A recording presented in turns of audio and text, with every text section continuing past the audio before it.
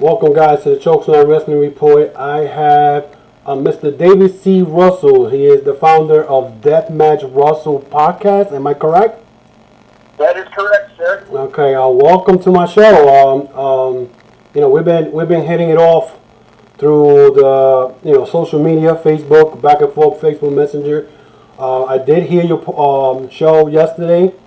You had one. I forgot the gentleman's name, but I know you have an independent wrestler in your show, and I like it. So tell me a little bit about yourself and how you got involved in wrestling. And I know that you are also part of Game Changer Wrestling and H2O.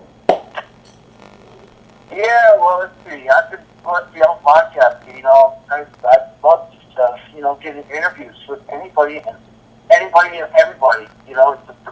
And promoters, promotions, East Coast, West Coast, you name it. I've had people all over the world that you do, even UK to Australia. I'm working on some other stuff right now, but I'll be talking about that later. Oh wow, Australia! Yeah. Oh wow, I like to spread the word, and I always put my podcast, support indie wrestling, support professional wrestling, support hardcore wrestling, deathmatch wrestling, because you know what? We all support each other in what we do. As a fan giving back to the community, to wrestlers, we always want to see what they're up to and where they're going to be launching their careers, because their careers start off very local by these little tiny promotions and little, school gyms and whatnot, and look where they are today on TV. We catch them every Wednesday night or on the weekends when WWE usually has the show, but we're all we're all stuck in this loop right now with this coronavirus that's really just put a hard shell on stopping them from, performing. But you know what? They're still doing some by, we just have to support them by buying merchandise and just, hear what they have to say once in a while. They do a lot of promos, still talking about the corona, and you know what? They're going to get out of their shell and make wrestling better again after they're all set and done.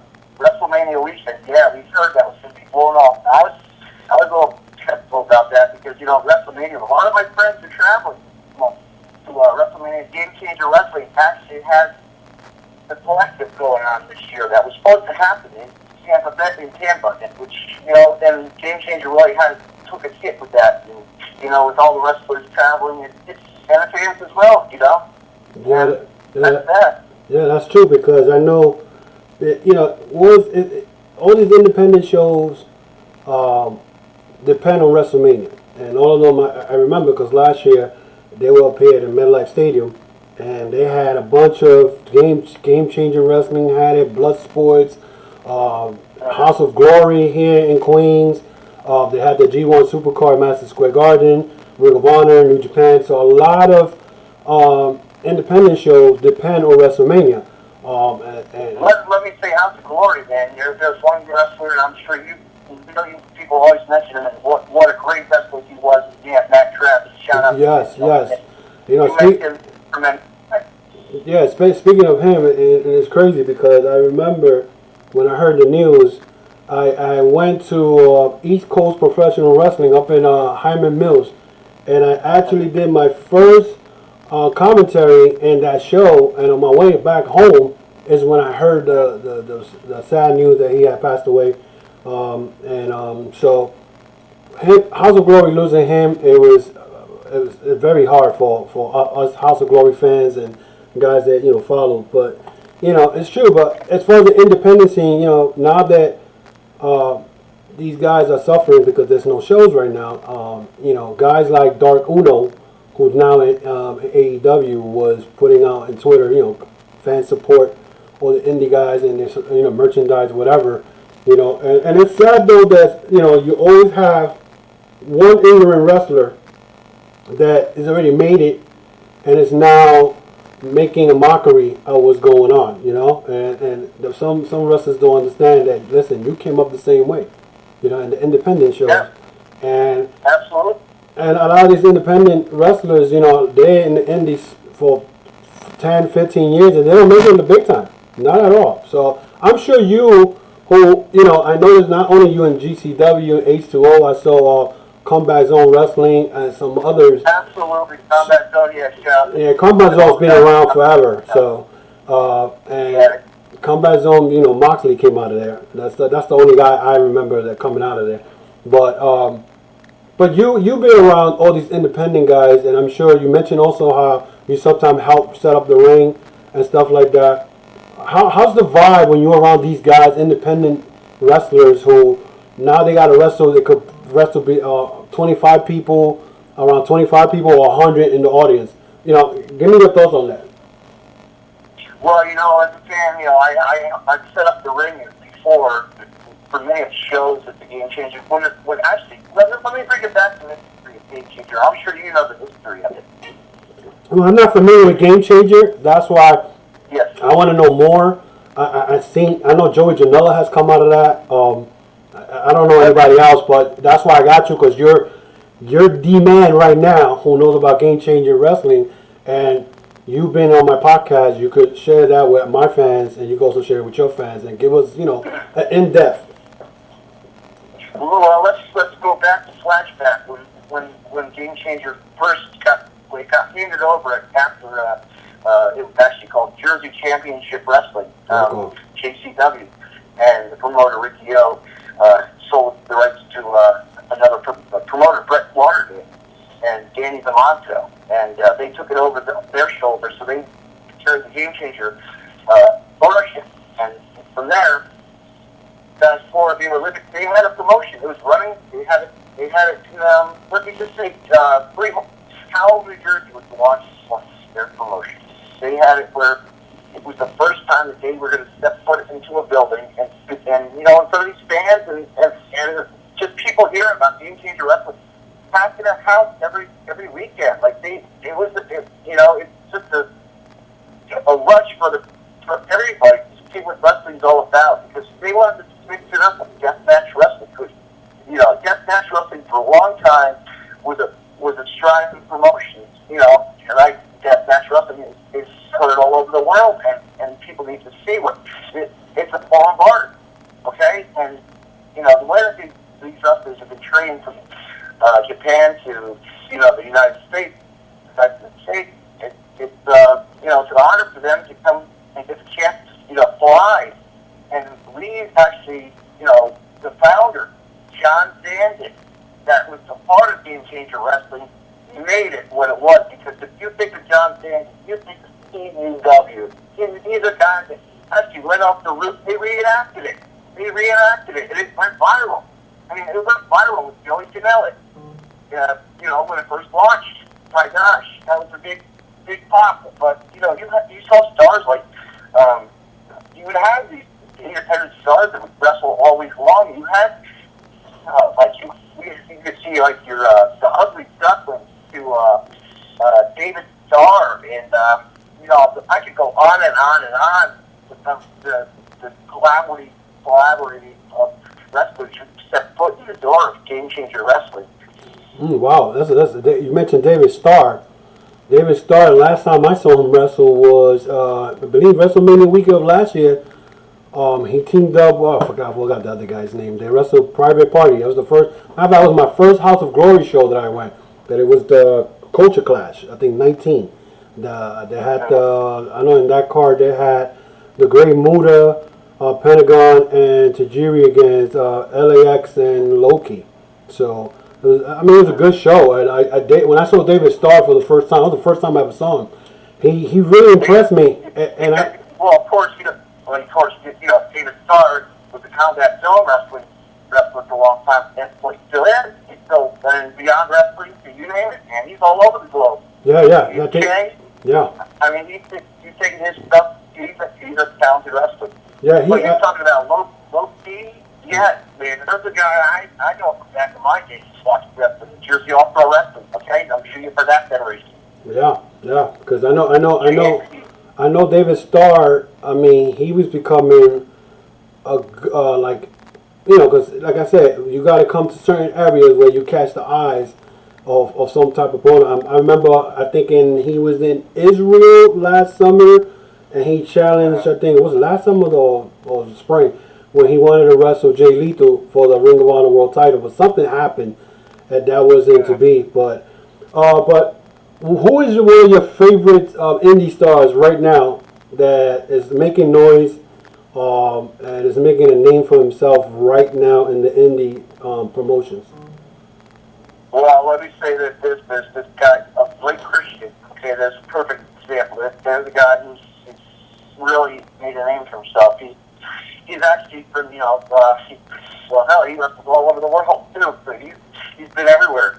And another guy, I'll tell you, Alex Zane, are two top standout guys who really made a name for themselves. And also, AJ Gray, shout out to him.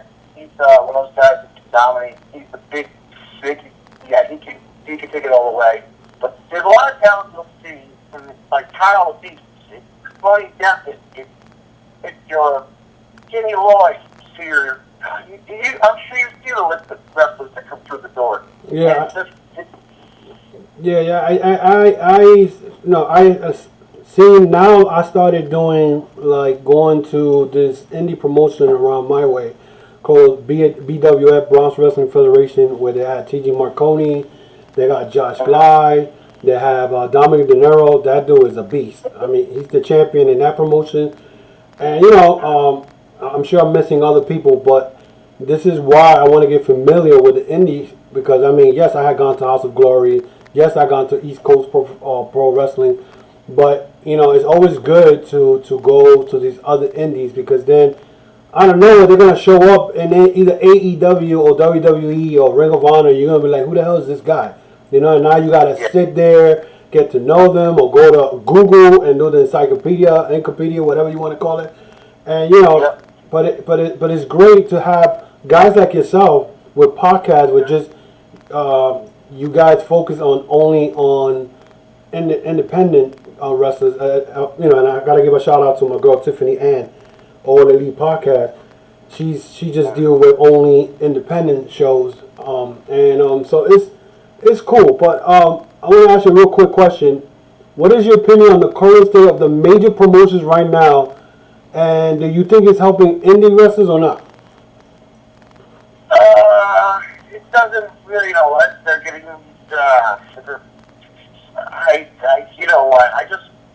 it's hard to decide, man, because, you can't really make the choice of what these guys, into doing, and, always other promotions to, but yeah, they're big in state by doing these house shows, but you know what? It's kind of, these shows, there's no audience. It's giving the guys a chance to show what they're doing. It's a different side of the aspect of that. We're trying something different, That, like Combat Zone did a special last week. Game Changer Wrestle did their own show. They weren't shitting out of the benefits, but you know what? They wanted to step foot out the doors and show fans what wrestling is about. It's about independent wrestling. It's about professional wrestling. Get a chance to watch it and just to be a part of. You're there and watch. You sitting at home, you can watch it, and you don't have to worry about the germs that were going on. Yeah. So because I honestly feel that I think I'd rather go and watch an indie show and have more fun in there to actually go to a WWE show, for example. I haven't been in a WWE show, God knows how long. It's been, I think, over 5-6 years. I don't even remember the last time probably the last time I SummerSlam, Steve Austin, Triple H's return. Oh, yeah, shit. That's a long time ago. Yeah. East Rutherford, New Jersey.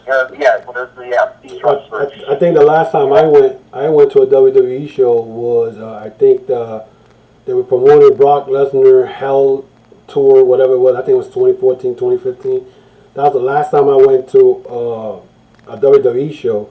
Last time I went to a Ring of Honor show was back up, I said, about 2 or 3 years ago.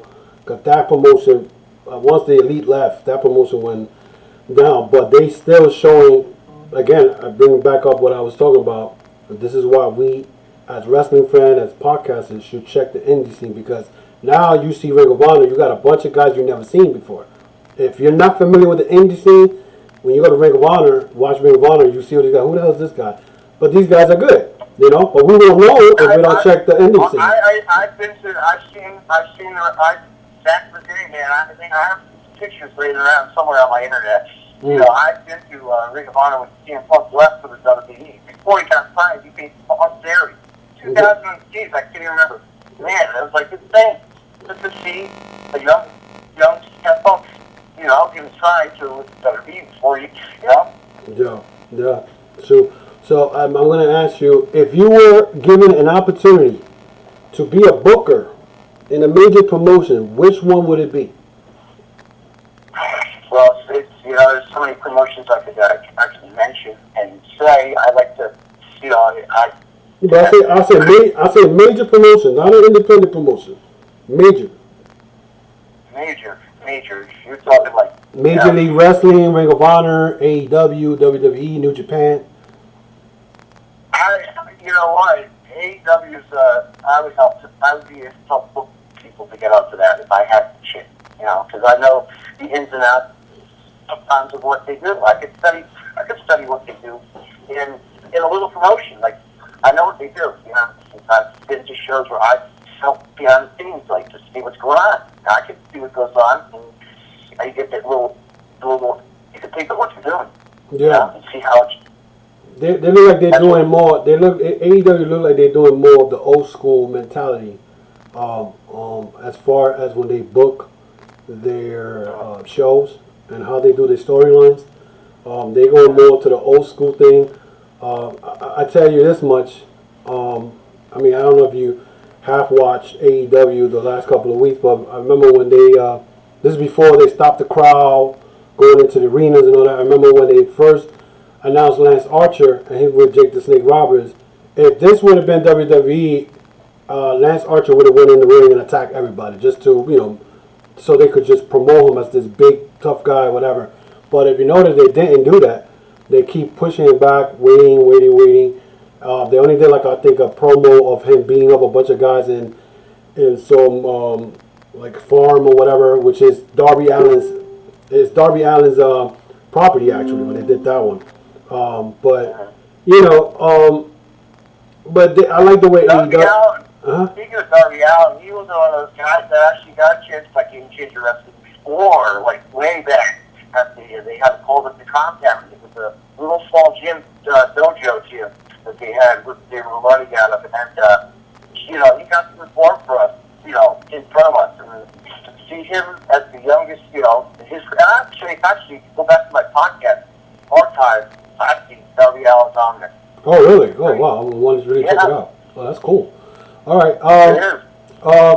So tell the fans where they can find you. What are the days you do your podcast and your website? Let me get back to you wanted to ask me a little bit about H2O Wrestling. Yeah. Okay. Go ahead. Yeah, Hardcore Hustle organization.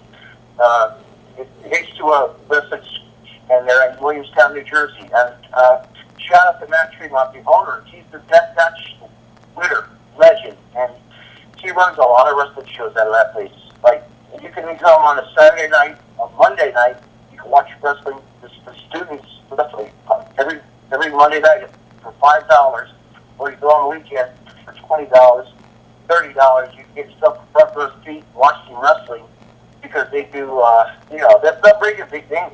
They've brought some big things, and we just did a show. I think he did what it was on IWTV. Actually, they brought back Hardcore Kingdom 4, and it was really a big out to really, you know, break the free of that big foot throne that started. But you know, you had your deathmatch guys. We had some talent come in. We've had wrestlers come in. Like Calvin. I'm sure Tommy Dreamer has popped out through that promotion. No, he's never stepped foot in that place. Oh, really? Oh, wow, I'm surprised. Yeah, no. Because wherever there's a hardcore promotion, Tommy Dreamer's there, just to, you know. You never know who will stop in the door. We've had surprise guests like New Jack show up, and New Jack, you know, Balls Mahoney, rest in peace, my friend. Yes, my good friend. Yeah. But, you know, just, we've had some ins and outs. We've had a lot of lot of guys from the Mid-South area. IWA Mid-South that brought some talent over once in a while, and they show us who they are. And, they brought in the Calvin Kingston. They brought in the Corey Storm. They have, and a popular tag team, Deathmatch tag team, and they can do it also any style. The Rejects. Shout out to them. They're one of my good friends. They're both my good friends. Also, that's John Wayne Murdoch and Reed by God Deathly. They'll listen to those guys. Keep strong. Definitely come back to stronger. But yeah. Okay. Cool. So just plug in your podcast. Not only H2O has the they like to do it, and also they like to mix it up with. They do have the women's division, and they bring out the women's division. We have to fuck with lady wrestlers too, because they're part of wrestling as we know. We have to support both worlds of wrestling. Intergender wrestling too is popular. I mean, shout out to Stan Sizzle and Stan Styles. We just had a crazy ass tournament about a month ago, and man, we had so much fun. He's going to have another one in August for his birthday, so you might want to check that out if you like the both genres of wrestling. If you're more than welcome, I'd like to see you come to the Blues. You'd have a blast. Okay, cool. So, Dave, plug your podcast. Let people know where they can find you, the name of your podcast, and all that. Absolutely. My podcast is Deathmatch Russell Podcast. You can find me on Facebook at Deathmatch Russell Podcast. Also on other social media links as well. You can find me on Twitter at DavidNJ32, and on my Instagram at what is it? I'm not even saying that Instagram, but whatever.